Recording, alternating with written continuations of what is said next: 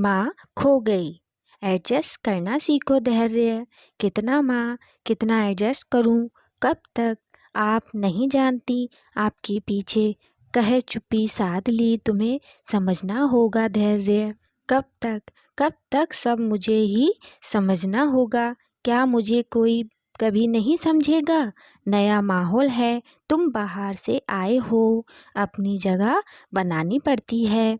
तुम अपने व्यवहार से ही सबका दिल जीत पाओगे। हाँ हाँ, किसका दिल जीतना है? जिसने आपका दिल जीत लिया है।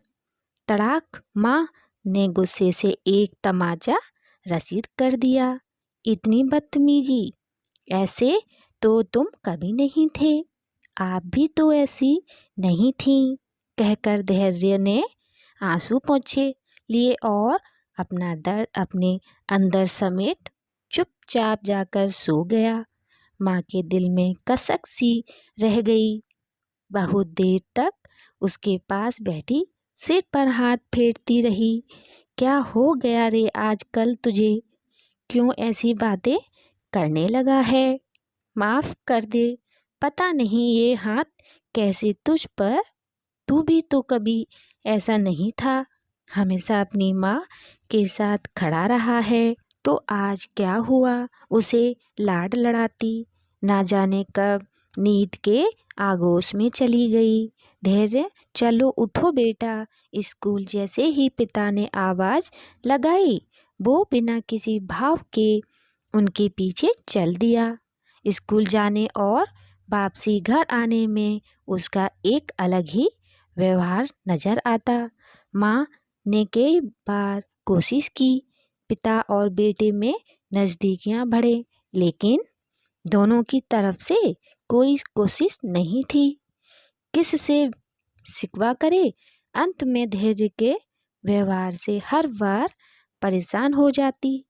शाम को बच्चे को पढ़ा रही थी कि अचानक किसी मेहमान का आना हुआ। बहू, बुआ सास आई हैं, आओ तुम्हें मिलवा दें। धैर्य को घुटन भरे कमरे से निकलने का मौका मिला। पापा, मैं खेलने जाऊं? नहीं, जब तक मेहमान हैं कमरे से बाहर नहीं निकलोगे। चुपचाप बैठकर पढ़ते रहो। लगभग 4 घंटे बाद जब मेहमान गए तो माँ के गुस्से का बांध फूट पड़ा। कितनी बार तुम्हें बाहर आने के लिए आवाज़ दी, आया क्यों नहीं? इतनी बदतमीजी, क्या हो गया है तुझे? आखिर चाहता क्या है? कितना और किस भाषा में समझाऊं? इतने अच्छे रिश्ते मिले हैं, उन्हें समेट ले। धैर्य जोर से हंसा। रिश्ते? हा हा हा, किसे मिले हैं? माँ, तुम्हें, तुम यहाँ की बहू हो, तुम्हें सास ससुर पति रिश्तेदार सब मिले हैं, और मुझे आपके सामने ये मेरे पापा हैं। और जब आप नहीं, चुप, बिल्कुल चुप हो जा। मैं तो माध्यम था आप तक पहुँचने का। अब मेरा क्या काम यहाँ? किसने मुझे दिल से स्वीकारा होगा? क्या आप कभी समझ पाई? नहीं, समझेंगी भी कैसे? आप तो इन्हें समझने में लगी रहती हो। मेरा क्या होगा? मेरी तो माँ भी खो गई, कह जोर जोर से रोने लगा। माँ इस्तवत थी अपने इस कदम पर। अफसोस करे कि क्या सच में वो सबकी चाहत पूरी करने में इस कदर व्यस्त हो गई कि कभी ये सोचा ही नहीं कि जिस बच्चे की खुशी उसके भविष्य का सोचकर दूसरा विवाह कर रही है, सही मायनों में आज वो कितना खुश है। धैर्य ने माँ को रोता देखा तो भागकर चिपक गया और आंसू पोंछते हुए बोला, रो मत माँ, पूरी कोशिश करूँगा तुम्हारे रिश्तों को अपनाने की। वो उठकर गया तो पास रखी कॉपी में 4 पंक्तियाँ लिखी थीं। तोला तब मैंने तराजू में किस्मत को, माँ तेरा पलड़ा जल्दी झुक गया।